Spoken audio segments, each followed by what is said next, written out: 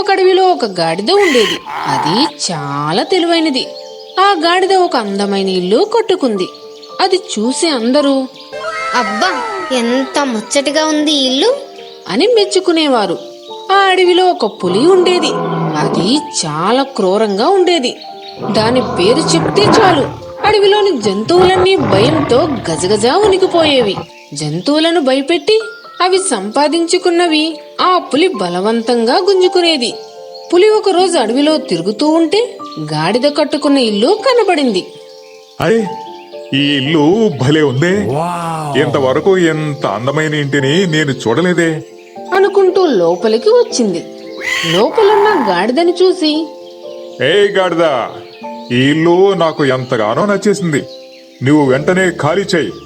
రేపటి నుంచి నేను ఇందులో ఉంటాను అంది పులి గాండ్రిస్తూ. పులి మాటకు ఎదురు చెప్తే ఏమవుతుందో గాడిదకు బాగా తెలుసు. కాసేపు ఆలోచించి, అలాగే పులిరాజా, మీరు అడిగితే కాదంటానా? నేను ఇంకో కొత్త ఇల్లు కట్టుకున్నాను. రేపటి వరకు సమయం ఇవ్వండి, అందులోకి మారిపోతాను అంది వినయంగా. హోర్ని, గాడిదకు ఇంకో కొత్త ఇల్లు కూడా ఉందా? ఈ ఇల్లే ఎంత అందంగా ఉంటే ఆ కొత్త ఇల్లు ఇంకా ఎంత బాగుంటుందో అనుకుంది పులి మనసులో. సరే, అలాగే. ఒకసారి నీ కొత్త ఇల్లు చూపించు, చూద్దాం. గాడిద సరేనని పులిని కొంచెం దూరం తన వెంట తీసుకుని వెళ్ళింది. ఓ చోట చాలా దట్టమైన పొదలు కనిపించాయి. వాటిని చూడగానే గాడిదకు మెరుపు లాంటి ఆలోచన వచ్చింది. పులిరాజా, ఆ పొదల వెనకే ఎవ్వరికి కనపడకుండా కొత్త ఇల్లు కట్టుకున్నాను. అలాగా? గాడిదకు బుర్ర లేదంటారు, కానీ నువ్వు మాత్రం భలే తెలివిగా ఎవ్వరికీ కనిపించకుండా పొదల్లోపల ఇల్లు కట్టుకున్నావే అని పులి నవ్వుతూ ఆ పొదల్లోకి వెళ్ళింది. ఆ పొదల వెనుక ఒక పెద్ద లోతైన లోయ ఉంది. పులి ఎప్పుడైతే ఆ పొదల్లోకి దూరిందో వెంటనే గాడిద ఇక ఏమాత్రం ఆలస్యం చేయకుండా వెనక్కి తిరిగి తన బలమంతా ఉపయోగించి దానిని ఎగిరి ఒక్క తన్ను తన్నింది. అంతే, ఆ దెబ్బకు పులి బంతిలాగా గాలిలో ఎగిరి దబీమని లోయలో పడిపోయింది. విషయం తెలిసి అడవిలోని జంతువులన్నీ పులిపీడ విరగడైనందుకు ఆనందంతో ఎగిరి గంతులు వేశాయి. గాడిదను ఎత్తుకుని అడవంతా ఊరేగించాయి. ఫ్రెండ్స్, ఈ వీడియో మీకు నచ్చినట్లయితే లైక్ చేయండి, మీ ఫ్రెండ్స్ కు షేర్ చేయండి, తప్పనిసరిగా కామెంట్ చేయండి. అలాగే మా ఛానల్ సబ్స్క్రైబ్ చేసుకుని మాకు సపోర్ట్ చేయండి. ఒక అడవిలో ఒక పెద్ద చెరువు ఉంది. దానిలో చాలా చేపలు ఎంతో కాలంగా నివాసం ఉంటున్నాయి. ఆ చెరువు అడవి లోపల ఎక్కడో ఉండడం వల్ల చేపలకు శత్రువుల భయం లేకుండా హాయిగా జీవించేవి. ఒకరోజు ఆ అడవి మీదుగా ఎగురుతున్న కొంగకి ఆ చెరువు కనిపించింది. ఇంత పెద్ద చెరువుని చూడకుండా ఎంతకాలం ఎలా ఉన్నానబ్బా, చాలా ఆశ్చర్యంగా ఉందే అనుకుని ఆ చెరువు గట్టు పైన వాలింది. దానికి చెరువులో చాలా చేపలు కనిపించాయి. ఓరి నాయనోయ్, ఇన్ని చేపలా? అయితే మనకి ఫుడ్కి ప్రాబ్లమే లేదు. ప్రతిరోజు 3 పూట్ల హాయిగా చేపల్ని తింటూ కాలం గడిపేయచ్చు అనుకుని అక్కడే కొంత దూరంలో నివాసం ఏర్పరుచుకుంది. ఆకలి వేసిన ప్రతిసారి నచ్చిన చేపను పట్టుకుని తింటూ ఆనందంగా గడపసాగింది. కొంతకాలానికి కొంగ విషయం గమనించిన చేపలు కంగారు పడడం ప్రారంభించాయి. మిత్రులారా, ప్రతిరోజు మనలో కొంతమంది కొంగకి బలైపోతున్నాం. ఇలా అయితే కొన్ని రోజులకి మనం ఎవ్వరము మిగలము అనుకుని భయపడ్డాయి. చేపలన్నీ కలిసి కొంగ బారి నుండి రక్షించుకునే ఉపాయం ఆలోచించసాగాయి. ఇంతలో ఒక చేప పిల్ల, నాకొక ఉపాయం తట్టింది, కానీ దానికి మీ అందరి సహకారం కావాలి అని చెప్పింది. అదేమిటో చెప్పమని మిగతా చేపలు అడిగాయి. చేప పిల్ల తన ఉపాయాన్ని వాడి చెవిలో చెప్పింది. అది చెప్పింది విని చేపలన్నీ నవ్వుకున్నాయి. ఆ మరుసటి రోజు ఉదయాన్నే చేపల్ని తినడానికి కొంగ చెరువు వద్దకు వస్తూ వస్తూ, ఇవాళ అసలే సండే, నాలుక పీకేస్తోంది. Fish fry, fish masala curry, fish gravy, fish biryani, ఏదో ఒకటే మంచి స్పైసీగా లాగించేయాలి అనుకుంటూ ఆనందపడింది.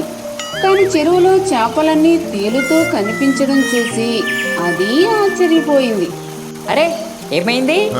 చూస్తుంటే ఈ చేపలన్నీ చచ్చినట్టున్నాయి. ఏమై ఉంటుందబ్బా? అని ఆలోచనలో పడింది. ఇంతలో ఒక చేప నీరసంగా పడుతూ లెగుస్తూ కనిపించింది. ఏముంది, రోజు కష్టపడి చంపి తినేదాన్ని. ఈ రోజు కష్టం లేకుండానే చచ్చిన దాన్ని తింటున్నాను అనుకుంటూ కొంగ ఆనందంగా ఆ చేపను పట్టుకోవడానికి ముందుకు వచ్చింది. కానీ ఆ చేప కొంగతో, మిత్రమా, నీకు బతకాలని ఆశ ఉంటే నా మాట విను అన్నది. కొంగ ఆగి, అరే బతకాలని ఆశ ఏంది? నేను మిమ్మల్ని తినేదే బతకడం కోసం. ముందు విషయం ఏంటో చెప్పు అన్నది. నిన్న రాత్రి ఒక పెద్ద నాగుపాము చెరువు దగ్గరకు వచ్చి నీళ్లు తాగబోయింది. ఈలోగా ఒక పెద్ద చేప దానిని కొరికింది. దాంతో కోపం వచ్చిన ఆ పాము చెరువులో విషాన్ని కక్కి వెళ్ళిపోయింది. దాంతో చెరువులో నీళ్ళన్నీ విషమయం అయిపోయాయి. అందుకే చేపలన్నీ చచ్చి తేలుతున్నాయి. నేను కూడా ఇంకో క్షణంలో చావబోతున్నాను. నన్ను తింటే నీవు కూడా చనిపోతావు. జాగ్రత్త మరి అని చెప్పింది. దాంతో భయపడ్డ కొంగ, అమ్మ బాబోయ్, ఏం దొరకపోతే ఒక వారం పస్తులైనా ఉంటాను గాని మిమ్మల్ని తినను. నా ప్రాణాలను కాపాడిన చిన్న చేప పిల్ల మిత్రమా, నీకు థ్యాంక్స్ అని చెప్పి ఇక ఈ చెరువులో తనకి ఆహారం దొరకదని తెలుసుకుని మరొక చెరువును వెతుక్కుంటూ వెళ్ళిపోయింది. చేపపిల్ల ఉపాయం ఫలించినందుకు మిగిలిన చేపలన్నీ ఎంతో సంతోషించాయి. ఈ కథలో నీతేమిటంటే, ఒక్కోసారి చిన్నవాళ్ళిచ్చే సలహాలు ఎంతో విలువైనవి కావచ్చు. అవే మనల్ని పెద్ద పెద్ద కష్టాల నుంచి కూడా గట్టెక్కించవచ్చు. ఒక అడవిలో ఉన్న చెరువులో కప్ప ఒకటి ఉండేది. అది మహా అల్లరిది. దానికి అప్పుడప్పుడు చిత్ర విచిత్రమైన కోరికలు కలిగేవి. ఒక రోజు ఆ కప్ప దూరం నుండి వినిపిస్తున్న కోయిల పాటను విన్నది.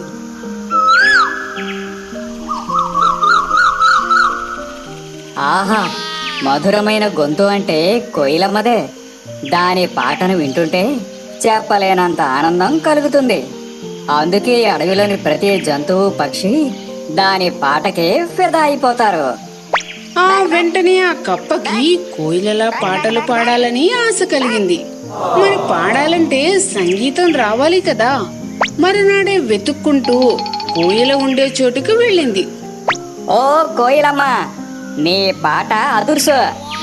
నేను కూడా నీలాగే పాడుతా తీయగా నాకు సంగీతం నేర్పించవా అని అడిగింది. అందుకు కోయిల నవ్వింది. కప్పమిత్రమా, నువ్వు సంగీతం నేర్చుకోవడం కుదరదు. అది చాలా కష్టమైన పని. ఎందుకు నీ సమయాన్ని వృధా చేసుకోవడం అని సర్ది చెప్పింది. ఓ కోయిల, నా గురించి నీకు తెలియదు అనుకుంటా. నేను వన్స్ డిసైడ్ అయితే నా మాట నేనే విన్నా. నువ్వు నాకు సంగీతం నేర్పించాల్సిందే. నేను ఈ అడవిలో ఆదిరిపోయేలా కచేరీ కట్టాల్సిందే అని గోలగోల చేసిందా కప్ప. పోనీలే, కొద్ది రోజులు నేర్పితే కప్పకు తెలిసి వస్తుంది అని మనసులోనే అనుకుంది కోయిల. ఆనాటి నుండి ప్రతిరోజు క్రమం తప్పకుండా కప్పకు పాటలు నేర్పించసాగింది కోయిల.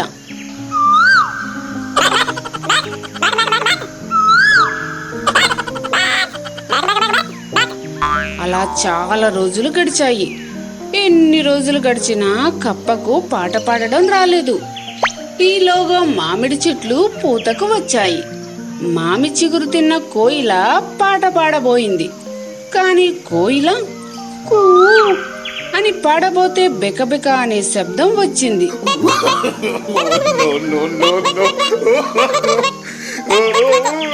దాంతో తన గొంతు ఏమైందోనని కోయిలకు భయం వేసింది. నా పాట కప్పకు రాలేదు సరికదా, దాని బెకబెక మాత్రం నాకు వచ్చేసింది. అమ్మో, కర్ణ కఠోరమైన ఈ కంఠం ఎవరైనా వింటే ఈ అడవిలో నా గౌరవ మర్యాదలు ఏం కాను. ముందు ఈ కప్పకు పాట నేర్పించే పనికి స్వస్తి పలకాలి అని ఆ కప్పను అక్కడి నుండి తరిమేసిందా కోయిల. ఈ కథలో నీతేమిటంటే, ఒక్కోసారి సాధ్యపడని విషయాలలో ఎదుటివారికి సహాయం చేయబోయి మనం కష్టాల పాలవుతాం. ఫ్రెండ్స్, ఈ వీడియో మీకు నచ్చినట్లయితే లైక్ చేయండి, మీ ఫ్రెండ్స్ కు షేర్ చేయండి, తప్పనిసరిగా కామెంట్ చేయండి. అలాగే మా ఛానల్ సబ్స్క్రైబ్ చేసుకుని మాకు సపోర్ట్ చేయండి.